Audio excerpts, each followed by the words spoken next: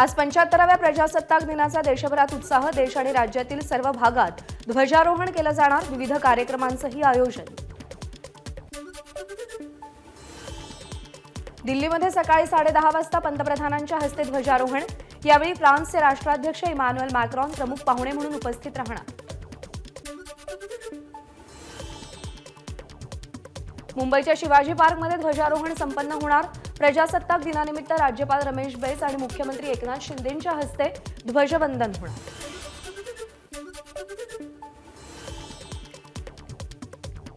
प्रजासत्ताक दिनाच्या पूर्वसंध्येला राष्ट्रपती द्रौपदी मुर्मू यांचं देशाला संबोधन। देशामध्ये सुरू असलेल्या अमृत काळात तंत्रज्ञानामध्ये अभूतपूर्व बदल, मुर्मूंचं वक्तव्य।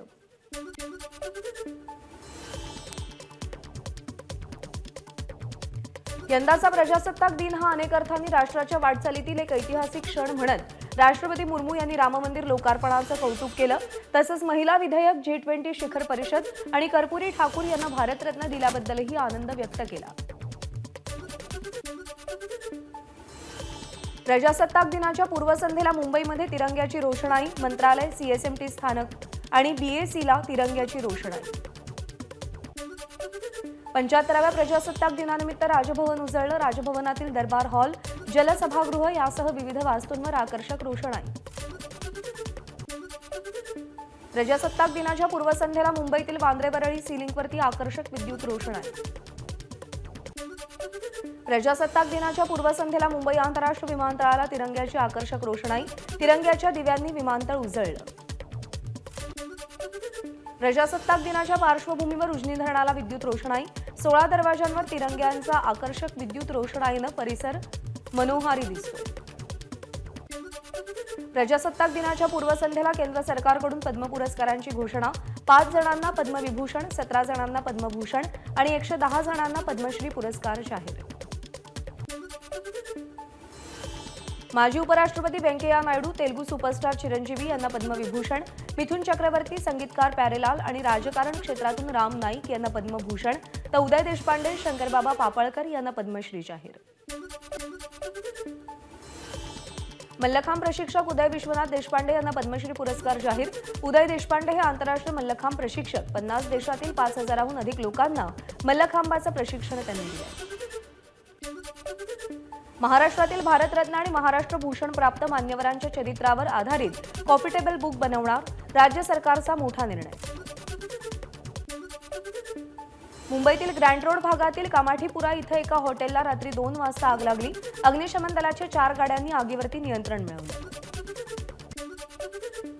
आझाद मैदानावर जरांगेंच्या आंदोलनाला परवानगी नाही। आंदोलन करावं इतकी आझाद मैदानाची क्षमता नाही असं म्हणत मुंबई पोलिसांनी आंदोलनाला परवानगी नाकारली। मुख्यमंत्री आणि दोन्ही उपमुख्यमंत्र्यांनी एकत्र येऊन मराठा आरक्षणावर तोडगा काढावा, मनोज जरांगेंची मागणी। आझाद मैदानावर व्यासपीठ बनत असल्याचीही माहिती दिली।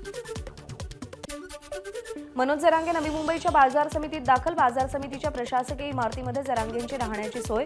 सकाळी झेंडावंदन करून वाशीमध्ये सभा घेणार।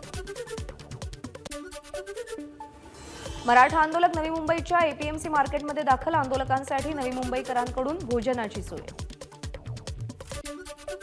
नवी मुंबईमध्ये मराठा आंदोलक डीजेच्या तालावर थिरकले। आंदोलकांचा थकवा दूर करण्यासाठी डीजेचं आयोजन। जेवणानंतर डान्सचा आनंद घेतला। नवी मुंबईमध्ये मराठा बांधवांसाठी मेडिकलची सुविधा उपलब्ध। नवी मुंबई केमिस्ट असोसिएशनकडून APMC मधील 5ही मार्केटमध्ये औषधांचे स्टॉल्स। गावाहून आलेल्या मराठा बांधवांवर उपचार। मराठा आरक्षणाच्या प्रश्नावरून मनोज जरांगे आझाद मैदानावरती उपोषण करणार। जरांगेंच्या उपोषणावरती प्रतिक्रिया देताना मनोज जरांगे पाटलांच्या आई प्रभावती जरांगे भाऊक। जरांगेंच्या पत्नीची सरकारला विनंती, पतीवर पुन्हा उपोषणाची वेळ येऊ देऊ नका। पती आणि आरक्षण दोन्ही हवं, सौमित्रा जरांगेंची सरकारला विनंती। इतर समाजाला धक्का न लावता मराठा समाजाला आरक्षण देणार, मुख्यमंत्री एकनाथ शिंदेंची प्रतिक्रिया। तर कुणबी नोंदी सापडण्यासाठी 1,40,000 लोक 3 शिफ्टमध्ये काम करतायत, शिंदेंची माहिती।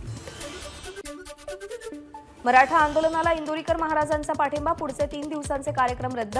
इंदोरीकर महाराजांचे सहाय्यक किरण महाराजांची माहिती। मराठा आरक्षणासंदर्भात राज्य सरकारची सकारात्मक भूमिका जरांगे पाटलांनी आता थांबलं पाहिजे. मंत्री राधाकृष्ण विखे पाटलांचं वक्तव्य. तर जरांगे पाटील आंदोलन स्थगित करतील, विखेंचं वक्तव्य. मराठा आरक्षण प्रश्नी मुख्यमंत्र्यांकडून सकारात्मक प्रयत्न सुरू. मंत्री सुधीर मुनगंटीवार यांची माहिती. राज्य सरकार मराठ्यांना आरक्षण देऊ शकतं म्हणून आरक्षणाची मागणी. मुनगंटीवारांची प्रतिक्रिया. मराठा समाजाच्या मागण्यांसाठी सरकारनं अनेक पावलं उचलली. मंत्री हसन मुश्रीफ यांची माहिती. मनोज जरांगेंनी राज्य सरकारवर विश्वास ठेवावा. मुश्रीफांची प्रतिक्रिया.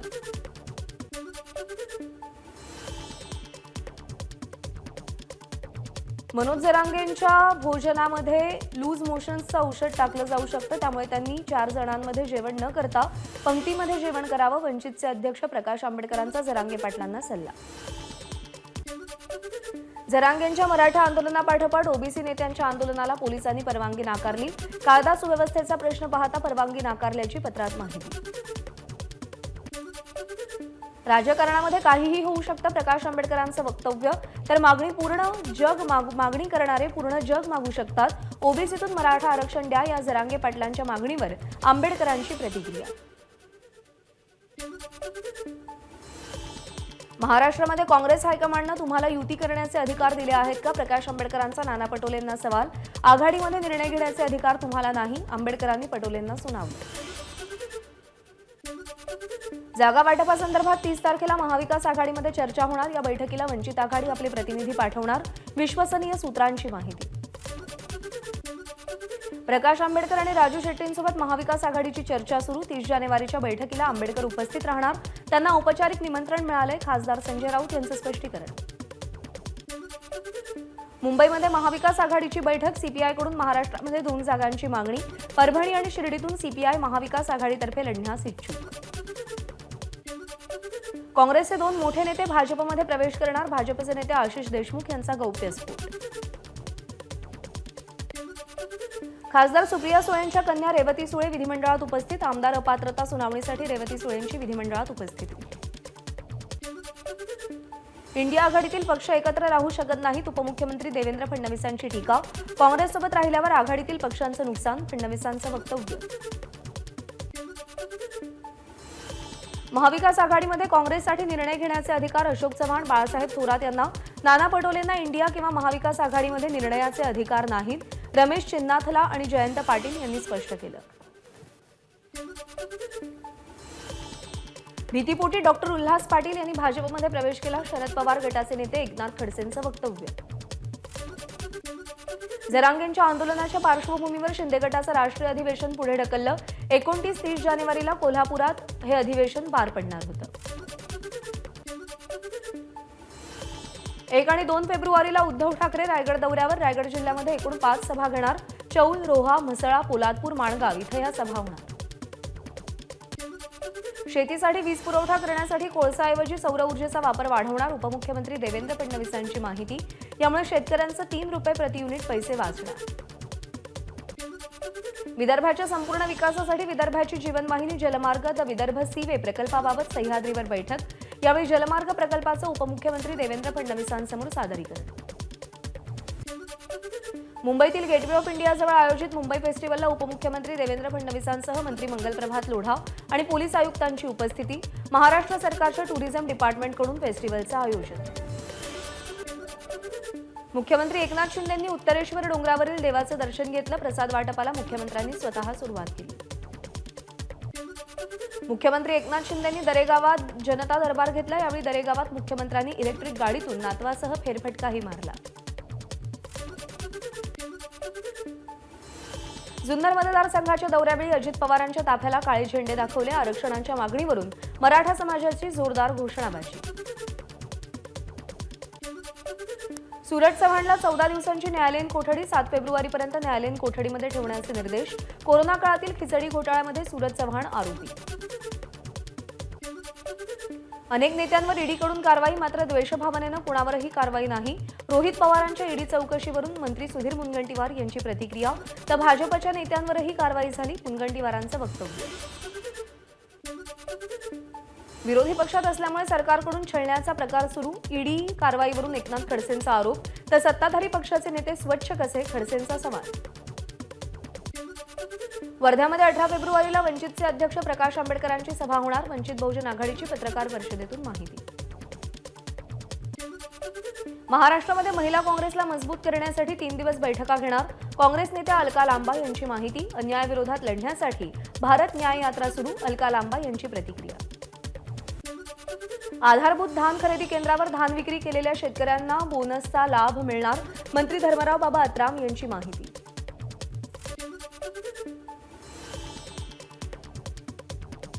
सोलापूरचे शरद पवार गटाचे नेते अभिजित पाटील यांच्यावरती गुन्हा दाखल. फसवणूक केल्याप्रकरणी राज्य सहकारी बँकेची कारवाई. अंगणवाडी सेविकांच्या विविध मागण्या मान्य. त्यामुळे अंगणवाडी सेविका आजपासून कामावर रुजू होणार. अंगणवाडी कृती समितीचे निमंत्रक दिलीप उटाणे यांची माहिती. गोंदिया भंडारा लोकसभा मतदारसंघावर अजित पवार गटाचा दावा. आगामी लोकसभा निवडणुकीमध्ये विद्यमान खासदार सुनील मेंढेंवरती पक्ष अन्याय करणार नाही. मंत्री विजयकुमार गावित यांचं वक्तव्य. बारामतीमध्ये होम मिनिस्टर कार्यक्रमाला खासदार सुप्रिया सुळे यांची हजेरी. राष्ट्रवादी युवक काँग्रेसचे नवनिर्वाचित अध्यक्ष सत्यव्रत काळेंकडून कार्यक्रमाचं आयोजन. अमरावती लोकसभा निवडणुकीसाठी भाजप नेत्या निवेदिता चौधरी यांची निवडणूक प्रभारी म्हणून नियुक्ती. भाजपचे प्रदेशाध्यक्ष चंद्रशेखर बावनकुळेंनी निवेदिता चौधरींना नियुक्तीपत्र दिलं. 7,849 सिडको सोडतधारक गोरगरिबांचं घराचं स्वप्न साकार होणार. सिडकोच्या घरांसाठी 32 ऐवजी 27 लाख रुपये भरावे लागतील. मुख्यमंत्र्यांकडून जाहीर. राज्यामध्ये 40 नवीन कोरोनाबाधित रुग्णांची नोंद. 69 रुग्ण कोरोनामुक्त. ऍक्टिव्ह रुग्णांची संख्या 348 वर. आसाममध्ये काँग्रेसचे नेते राहुल गांधींची न्याययात्रा रोखल्यानंतर मुंबई काँग्रेस आक्रमक. मुंबई काँग्रेस प्रदेश कार्यालयामध्ये काँग्रेसकडून आंदोलन. वरळीमध्ये मुद्रांक विभागानं कोट्यवधींचे स्टॅम्प पेपर जाळले. रात्रीच्या अंधारात कागद जाळण्यात आल्यानं लोकांमध्ये संभ्रम. तर पेपर जाळण्याची अधिकृत परवानगी. मुद्रांक विभागातील अधिकाऱ्यांची माहिती. सांताक्रूजच्या धीरज हेरिटेज इमारतीच्या बेसमेंटमध्ये भीषण आग. आगीमध्ये अनेक गाड्या जळून खाक. 45 वर्षाच्या महिलेचा देखील मृत्यू. पालघरच्या वाडा तालुक्यातील मागाठाणेमध्ये शॉर्ट सर्किटमुळे 3 घरं जळून खाक. सुदैवानं घटनेमध्ये कोणतीही जीवितहानी नाही. महसूल विभागाकडून नुकसानाचे पंचनामे सुरू. पालघरच्या जव्हार शहराला पाणी पुरवठा करणारी नळ पाणी पुरवठा योजना अजूनही अपूर्ण. योजना पूर्ण करण्यासाठी नागरिकांची नगर परिषदेच्या मुख्याधिकाऱ्यांकडे मागणी. बिहारच्या 15 वर्षीय मुलीचा 5 लाखात सौदा करून विक्रीचा प्रयत्न. आरोपीला ठाणे गुन्हे शाखेकडून अटक. विरारमध्ये 48 वर्षीय शिक्षकाच्या हाताची नस कापून हत्या. हत्येप्रकरणी 22 वर्षीय तरुणाला अर्नाळा पोलिसांकडून अटक. नाशिकच्या मुंढे गावात 4.25 कोटी रुपयांच्या दरोड्याची उकल. माजी सैनिकांनी दरोडा टाकून दागिने लुटले होते. आग्र्यामधून 5 जणांना अटक. कोल्हापूरच्या उसगाव ते गडमुडशिंगी रोडवरती गावठी कट्टा घेऊन फिरणाऱ्यांवर कारवाई. आरोपीला गांधीनगर पोलिसांकडून अटक. चंद्रपूरमध्ये ठाकरे गटाच्या युवा सेनेच्या शहरप्रमुखाची निर्घृण हत्या. शिवा वझरकर असं या शहरप्रमुखाचं नाव. मित्राच्या कार्यालयाजवळ मृतदेह आढळल्यानं परिसरात खळबळ. रत्नागिरीमध्ये मंगला एक्सप्रेसमध्ये संशयित बॅग आढळली. आतापर्यंत विविध डब्यांमधून 5 ते 6 बॅग मिळाल्याची माहिती. तपासानंतर रत्नागिरीतून मंगला एक्सप्रेस एर्नाकुलमकडे रवाना. मुंबई गोवा महामार्गावरील खेड तालुक्यातील बोरस टोल नाक्यावर कंटेनरचा अपघात. एकाचा मृत्यू तर 1 जण गंभीर जखमी. धुळ्यामध्ये काँग्रेस कमिटीची शनिवारी उत्तर महाराष्ट्र स्तरीय जिल्हानिहाय आढावा बैठक. बैठकीला काँग्रेसचे प्रमुख नेते उपस्थित राहणार. बारामतीच्या माळेगावात हळदी कुंकवाच्या कार्यक्रमाचं आयोजन. खासदार सुप्रिया सुळे यांच्या संकल्पनेतून अंगणवाडी सेविका आणि आशा वर्कर यांच्यासाठी हळदी कुंकवाचा कार्यक्रम. गोंदियामध्ये 3 प्राथमिक आरोग्य केंद्रांचं मंत्री धर्मराव बाबा अत्राम यांच्या हस्ते लोकार्पण. बहुप्रतीक्षित चिखली प्राथमिक आरोग्य केंद्राचंही लोकार्पण.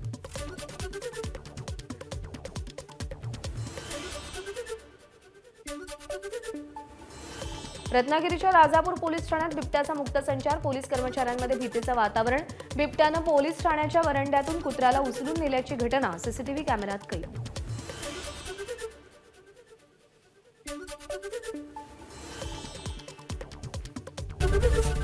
एबीपी माझा, उघडा डोळे बघा नीट.